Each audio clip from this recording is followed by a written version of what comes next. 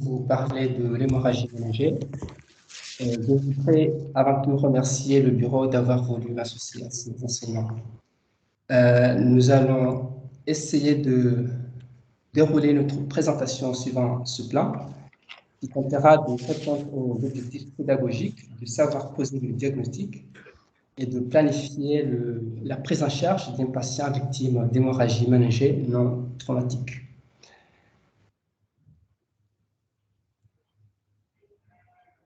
Alors, comment définir une hémorragie méningée, aussi appelée hémorragie sous-arachnoïdienne? Elle est définie comme la présence de sang dans les espaces sous-arachnoïdiens. Sur cette image, j'ai voulu vous représenter la situation anatomique de l'espace sous-arachnoïdien. Sous-arachnoïdien compris entre les leptoméninges, l'apimère, un des dents en contact du cerveau, et l'arachnoïde en dehors, qui laisse passage au vaisseau qui vascularise le cerveau et où circule le liquide céphalo-rachidien.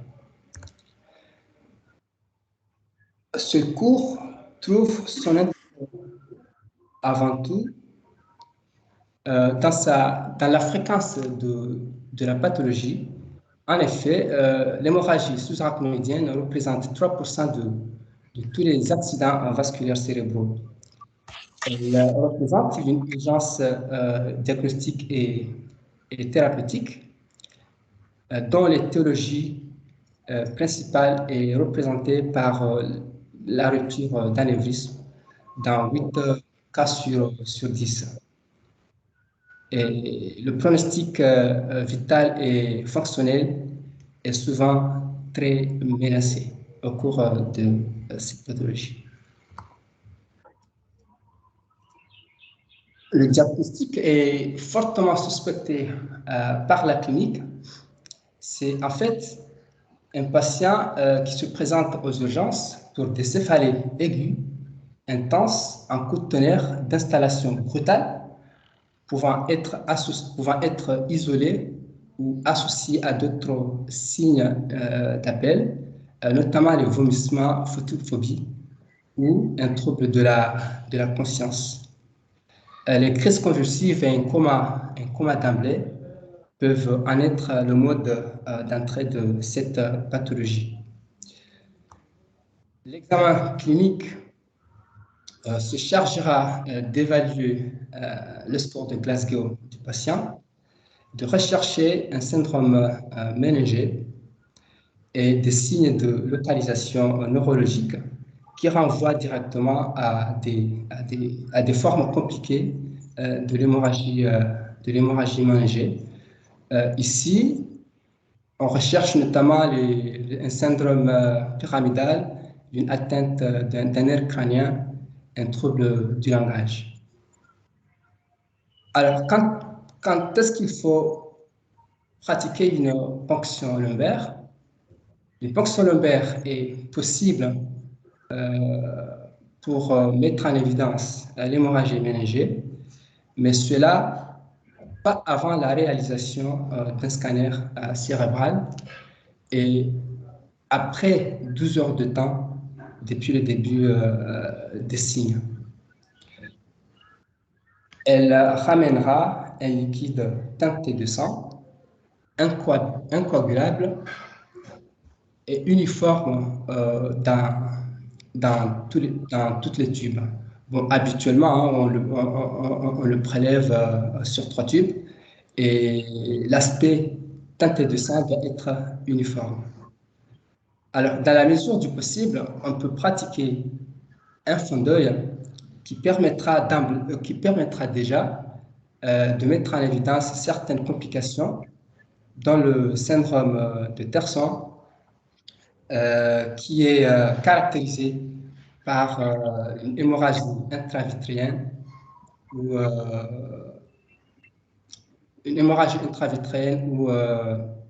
intrarétinienne.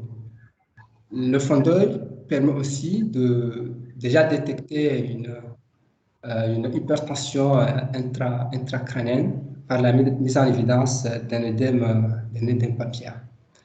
Alors, au terme de cet examen clinique, un score de gravité clinique est établi.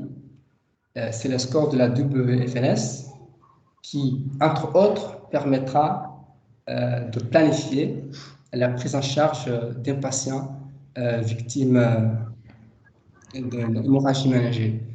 Bon, on va voir un peu plus tard ce score dans le chapitre des complications.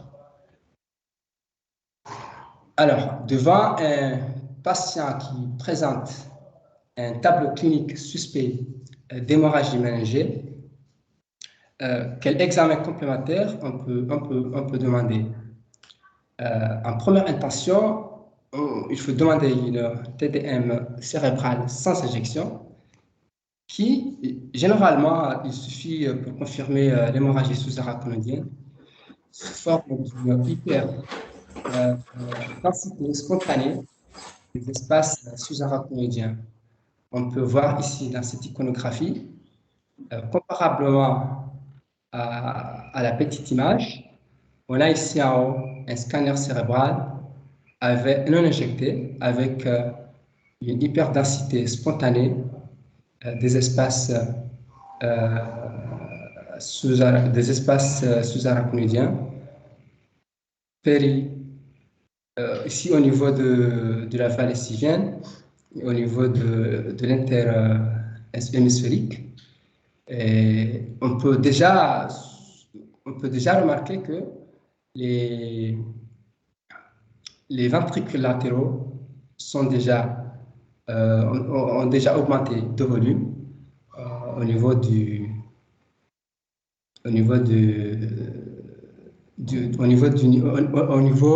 temporal. Voilà, ici, on peut schématiquement comparer avec l'autre image qui ne présente pas d'hyperdensité spontanée, comme ici, périmésance céphalique et au niveau de la base.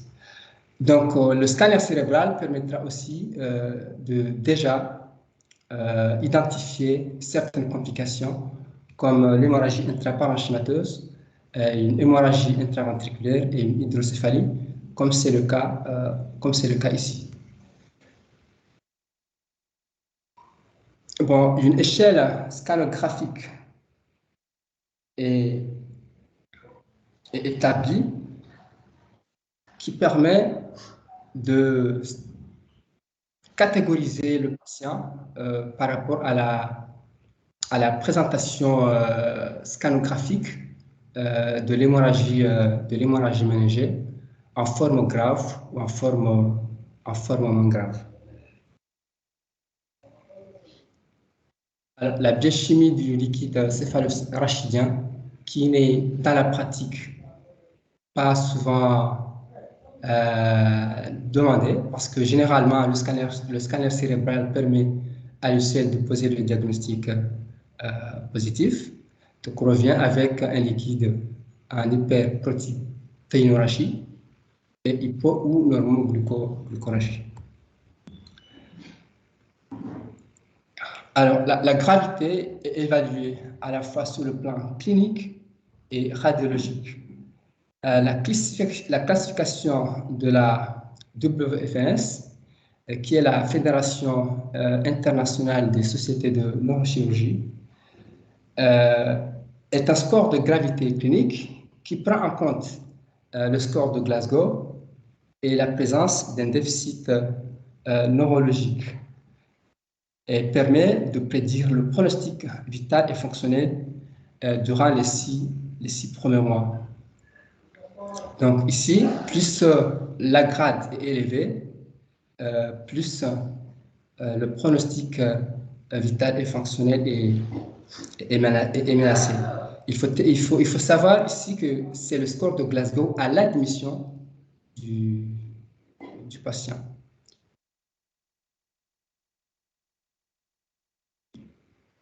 Comme on venait de le dire tout à l'heure, une échelle de Fisher modifiée qui est une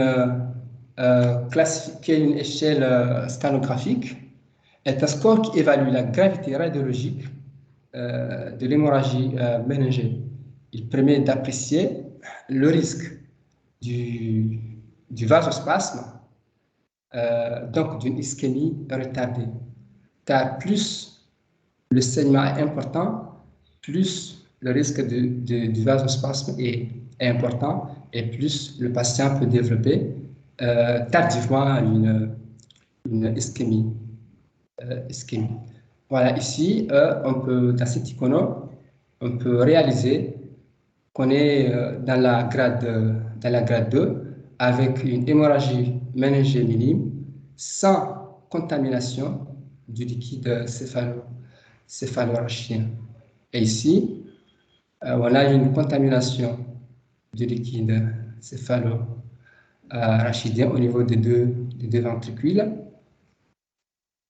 Là, on a une hémorragie méningée qui est quand même importante, avec sans contamination des ventricules latéraux. Et aussi, on a une hémorragie méningée importante avec une contamination des deux ventricules latéraux.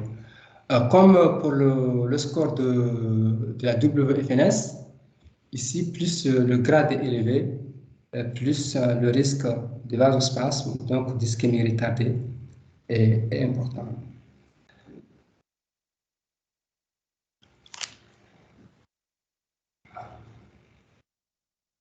Alors, parmi les complications, on a classifié les complications en complications précoces et en complications tardives. Comme complications précoces, on peut rapidement citer, entre autres, l'hydrocéphalie aiguë, qui peut être responsable d'une hypertension intracrânienne, qu'il faudra être à mesure d'identifier sur le plan clinique et radiologique afin d'anticiper la prise en charge adaptée, appropriée. Donc, on peut aussi citer le renseignement qui reste de loin la complication la plus grave car il est responsable d'une mode d'immortalité important. Et on peut aussi citer le vasospasme, comme on venait de le dire, qui dépend entre autres de l'importance du saignement. Ce vasospasme peut donner comme conséquence une ischémie tardive, et le tableau clinique sera fait d'aggravation neurologique et d'apparition de déficit neurologique à type de syndrome pyramidal, par exemple. Donc, mais aussi, il est suspecté en cas d'apparition de fièvre tardive. Complications tardives, on peut rapidement énumérer l'hydrocéphalie chronique, l'épilepsie et une ischémie secondaire tardive.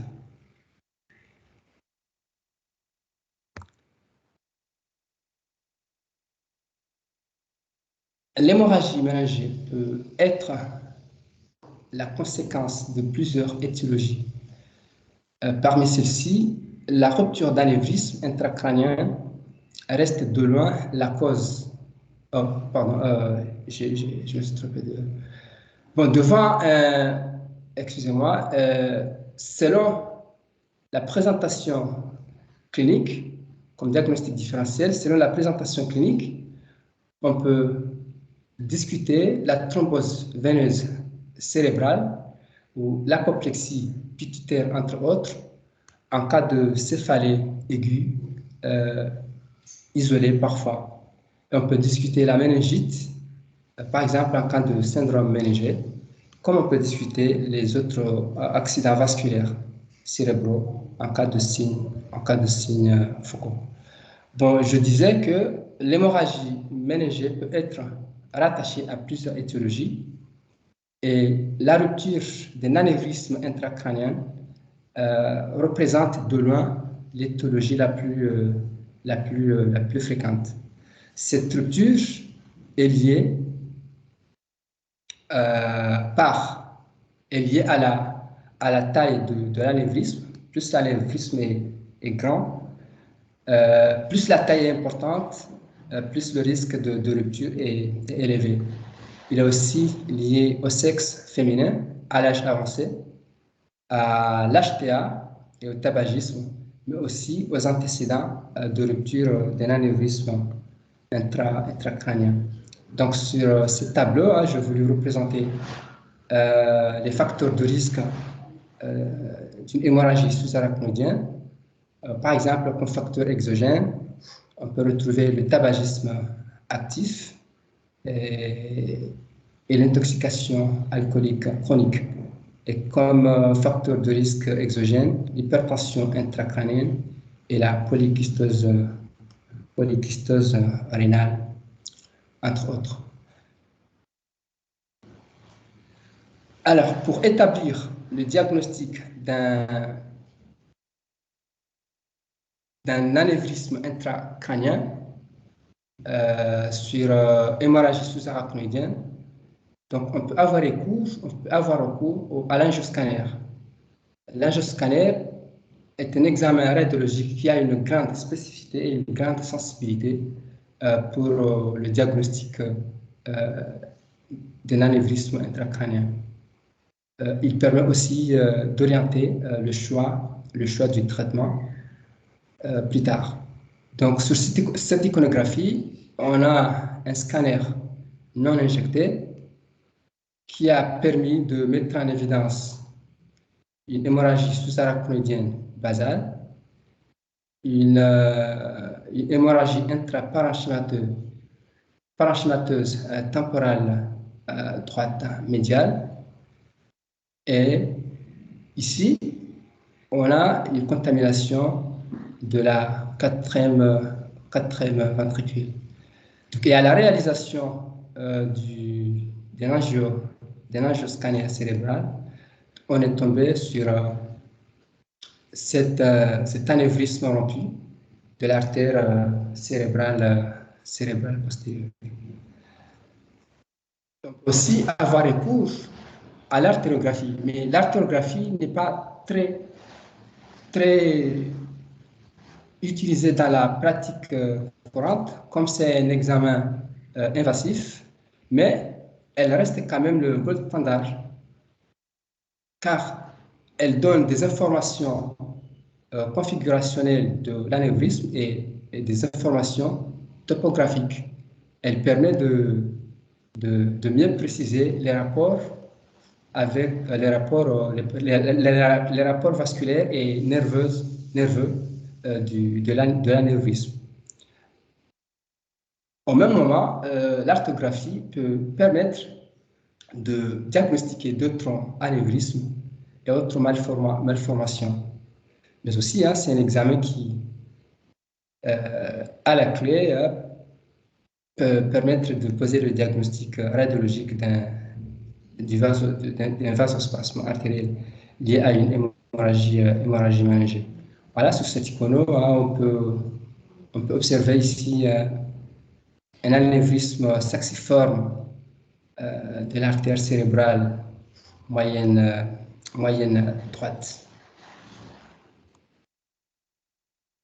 Alors, comme autre étiologie, on peut rapidement citer les malformations artério-veineuses, les troubles de la coagulation, une thrombose veineuse cérébrale et une HTA périmésencéphalique qui est probablement d'origine veineuse. Alors, pour traiter l'hémorragie sous-arachnoïdienne, comme but, le but sera d'éviter et de traiter les complications et de traiter aussi la cause sous-jacente.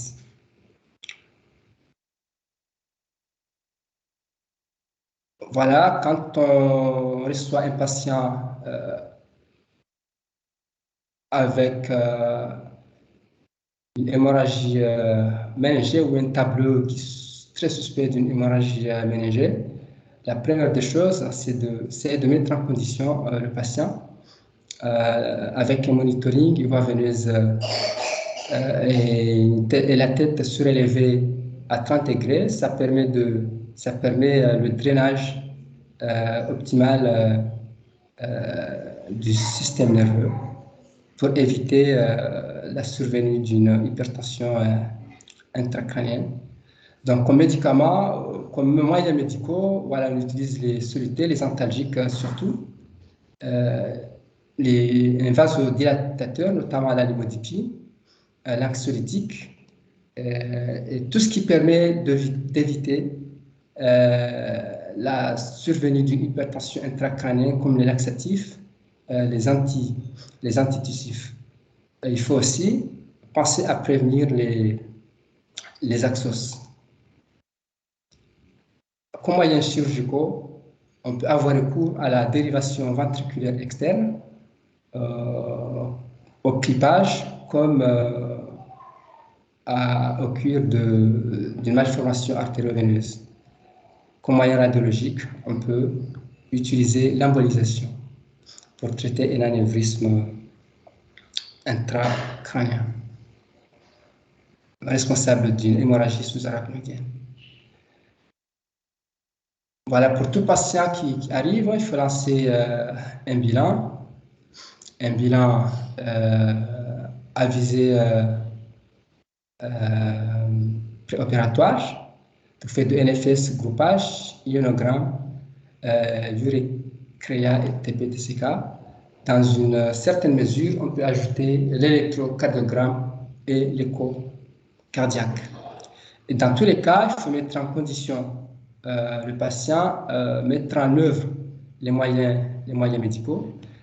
En cas de hypertension, en cas d'hydrocéphalie aiguë avec hypertension intracrânienne, il faudra en urgence placer une dérivation ventriculaire cérébrale pour permettre de soulager, de lever, donc de soulager cette hypertension intracrânienne. S'il y a un renseignement avec un hématome qui, sur le scanner, semble chirurgical, donc il faut aller pour évacuer et mettre en œuvre le traitement de la cause.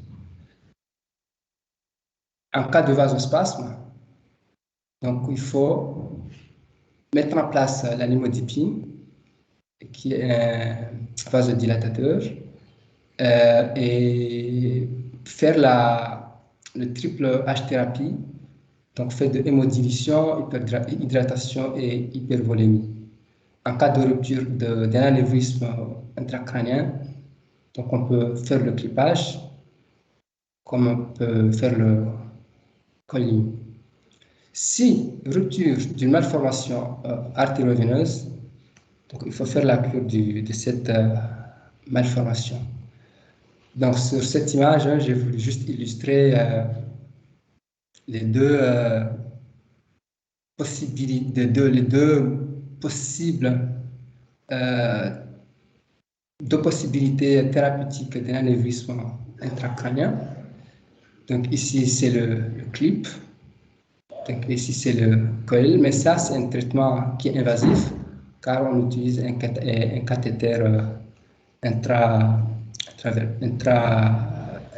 car on utilise un cathéter pour remonter le col et puis le faire déployer dans l'anévrisme pour emboliser. En conclusion, l'hémorragie sous-arachnoïdienne ou hémorragie méningée traumatique est une pathologie fréquente mais aussi grave en milieu neurochirurgical. Donc, la rupture d'anévrisme reste la cause la plus fréquente dans 80% des cas. Et la prise en charge est spécialisée à la fois en neuroréanimation et en neurochirurgie. Je vous remercie.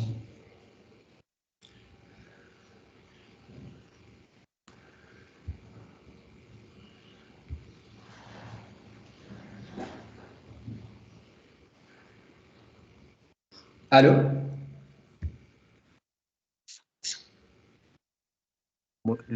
modérateur un patron. Fahad. Oui, docteur. Merci beaucoup. Donc, on va essayer de prendre les questions et les recommandations et éventuellement les contributions, s'il y en a. Merci.